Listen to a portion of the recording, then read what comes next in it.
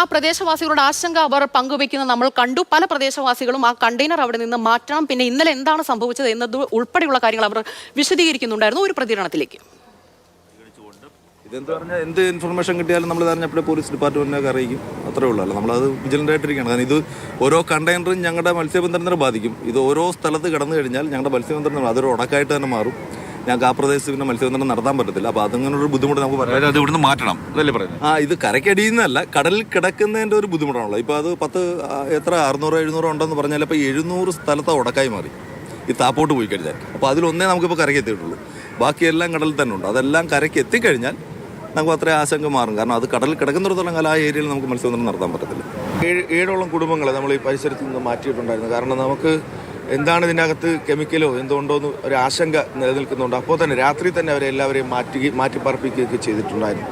രാവിലെ തന്നെ JCBയും ഹിറ്റാച്ചിയും ക്രെയിനും ഉൾപ്പെടെയുള്ള സൗകര്യങ്ങളെല്ലാം ഒരുക്കിയിട്ടുണ്ട്. രാവിലെ തന്നെ ഇത് ഇവിടെ നിന്ന് മേളിലോട്ട് ഉയർത്തുന്നതിനുള്ള നടപടികൾ സ്വീകരിക്കും. ജനങ്ങളൊക്കെ ആശങ്ക പറയുന്നുണ്ട്. കാര്യം എന്താണ് അതിനകത്തുള്ളതെന്ന് അറിയില്ലായിരുന്നു.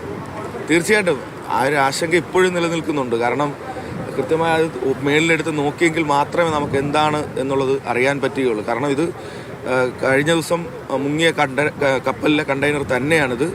അപ്പം ആ ഒരു ആശങ്ക ജനങ്ങൾക്ക് ഇപ്പോഴും നിലനിൽക്കുന്നുണ്ട്. ഓക്കെ, ജില്ലാ കളക്ടറും സിറ്റി പോലീസ് കമ്മീഷണറും ഒക്കെ സ്ഥലത്തെത്തിയിട്ടുണ്ട് എന്നാണ് മനസ്സിലാക്കുന്നത്. ഇപ്പോൾ ചെറിയഴീക്കൽ തീരത്താണ് ഈ കണ്ടെയ്നർ തീരത്തടിഞ്ഞ നിലയിൽ കണ്ടെത്തിയത്. പക്ഷേ ഈ ചവറ ആൽത്തറമൂട് ഭാഗത്തും നീണ്ടകരയിലുമൊക്കെ കണ്ടെയ്നറുകൾ അടിഞ്ഞതായിട്ടുള്ള വിവരം ലഭിച്ചിട്ടുണ്ട്. കണ്ണൻ, ഈ വിവരം സ്ഥിരീകരിച്ചിട്ടുണ്ടോ? ഇങ്ങനെ കണ്ടെയ്നർ അടിഞ്ഞതായിട്ടുള്ള വിവരം സ്ഥിരീകരിച്ചിട്ടുണ്ടോ കണ്ണൻ?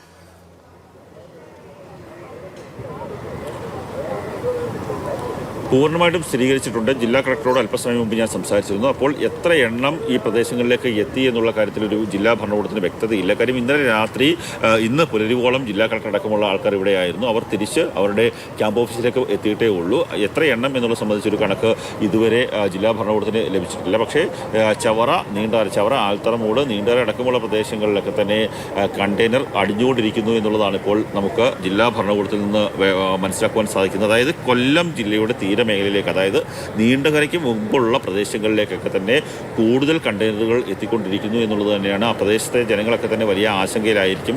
കാര്യം അവർക്ക് ഉള്ള പറഞ്ഞു കേട്ടുള്ള അറിവ് അല്ലെങ്കിൽ അധികാരികൾ അറിയിച്ച അറിവനുസരിച്ച് ഈ കണ്ടെയ്നറുകളിലൊക്കെ തന്നെ രാസവസ്തുക്കളും മറ്റ് ഇന്ധനമടക്കമുള്ളവയുണ്ട് എന്നുള്ള ഒരു ആശങ്ക അവർക്കുണ്ടായിരുന്നു. അതുകൊണ്ട് തന്നെ അവർക്ക് അവരുടെ പ്രദേശങ്ങളിലേക്ക് ഈ കണ്ടെയ്നർ എത്തുന്ന സമയത്ത് ഏതെങ്കിലും തരത്തിൽ അവരുടെ ജീവിതമാർഗത്തെയോ അല്ലെങ്കിൽ അവരുടെ വീടുകളെയോ ഒക്കെ തന്നെ അത് ബാധിക്കുമോ എന്നുള്ള ഒരു ആശങ്കയുണ്ട്. അതിന്റെ അടിസ്ഥാനത്തിൽ ജനങ്ങൾ പരിഭ്രാന്തരാകേണ്ടതില്ല എന്നുള്ള ഒരു നിർദ്ദേശമാണ്. ഈ പല പ്രദേശങ്ങളിലും തീരപ്രദേശങ്ങളിൽ ഈ കണ്ടെയ്നറുകൾ കണ്ടെത്തിയ പശ്ചാത്തലത്തിൽ അതിന്റെ നിലവിലെ സാഹചര്യം എന്താണ്? തുറന്ന അവസ്ഥയിലാണോ? ഇതുപോലെ നമ്മൾ ഇപ്പോൾ ഈ തീരത്ത് കണ്ടെത്തിയ പോലെ ഒഴിഞ്ഞ അവസ്ഥയിലാണോ? എന്താണ് അത് സംബന്ധിച്ച് ജില്ലാ കളക്ടറിൽ നിന്ന് ലഭിച്ച വിവരം?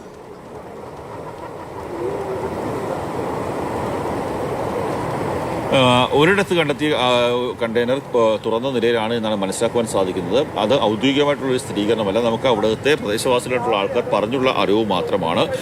ബാക്കി നീണ്ടകരയിലേക്ക് എത്തിയതിനെ സംബന്ധിച്ചൊരു വ്യക്തത ഇതുവരെ വന്നിട്ടില്ല. എന്തുതന്നെയായാലും ഈ കണ്ടെയ്നറിനകത്ത് ഉണ്ടായിരുന്ന വസ്തുക്കളൊക്കെ തന്നെ അത് പുറത്തേക്ക്, അതായത് കടലിലേക്ക് ഒഴുകി മാറിയിട്ടുണ്ട് എന്നുള്ളത് തന്നെയാണ് അനുമാനിക്കേണ്ടത്. അതുകൊണ്ട് തന്നെ ഈ തൊഴിലാളികൾ വലിയ രീതിയിൽ ആശങ്കയാണ്. ഏത് രാസവസ്തുവാണ് ആ രാസവസ്തുക്കൾ മത്സ്യബന്ധനത്തെ ബാധിക്കുമോ അല്ലെങ്കിൽ മത്സ്യസമ്പത്തിനെ തകർക്കുന്ന അവസ്ഥയിലേക്ക് കാര്യങ്ങൾ കൊണ്ടുപോകുമോ എന്നൊക്കെയുള്ള തന്നെ ഒരു പ്രശ്നങ്ങളൊക്കെ തന്നെ ഇപ്പോൾ അവർക്ക് മുന്നിലുണ്ട്. ഇതിനായാലും ഒരു വലിയ രീതിയിലുള്ളൊരു ആശങ്ക ജനങ്ങൾക്ക് ഉണ്ടായിട്ടുണ്ട്. കാര്യം ഏത് വിധേനയും ഈ കണ്ടെയ്നറുകൾ ഈ പ്രദേശങ്ങളിൽ നിന്ന് മാറ്റുക എന്നുള്ളത് തന്നെയാണ് അവർ പറയുന്നത്. അവർക്ക് അവരുടെ ഉപജീവന മാർഗം തകർക്കുന്ന അവസ്ഥയിലേക്ക് കാര്യങ്ങൾ പോകരുത് എന്നുള്ള ഒരു കാര്യം കൂടിയുണ്ട്. ഇപ്പോൾ നീണ്ടകര അതുപോലെ തന്നെ ചവറ ആൽത്തറമൂട് അടക്കമുള്ള പ്രദേശങ്ങളിലേക്ക് കൂടുതൽ കണ്ടെയ്നറുകൾ എത്തി എന്നുള്ള ഒരു സ്ഥിരീകരണം, അത് കണ്ടെയ്നറുകൾ എത്തി എത്രണ്ണം ഉണ്ട് എന്ന് സംബന്ധിച്ചൊരു വ്യക്തത ഇതുവരെ വന്നിട്ടില്ല. പക്ഷേ കണ്ടെയ്നറുകൾ കൂടുതലായി കൊല്ലം ജില്ലയുടെ തീരമേഖലയിലേക്ക് എത്തുന്നു എന്നുള്ള ഒരു സ്ഥിരീകരണമാണ് ഇപ്പോൾ നമുക്ക് ലഭിക്കുന്നത്.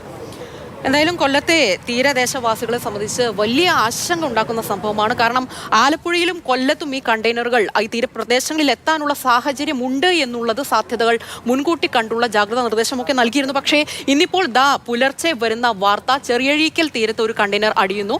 അതിലെന്താണ് എന്നുള്ളത് ഇതുവരെ സ്ഥിരീകരിക്കാൻ കഴിഞ്ഞിട്ടില്ല. അപ്പോഴാണ് രാവിലെ മുതൽ തന്നെ ചവറ ആൽത്തറമൂട് ഭാഗത്തും ഒപ്പം നീണ്ടകരയിലും കണ്ടെയ്നറുകൾ അടിഞ്ഞതായിട്ടുള്ള വിവരം ലഭിക്കുന്നത്. പ്രദേശവാസികളെ സംബന്ധിച്ചുള്ള വലിയ ആശങ്കയാണ്, ആശങ്കയുടെ ഒരു വേലിയേറ്റം തന്നെയാണ് അവരുടെ ഉള്ളിൽ നടന്നുകൊണ്ടിരിക്കുന്നത്.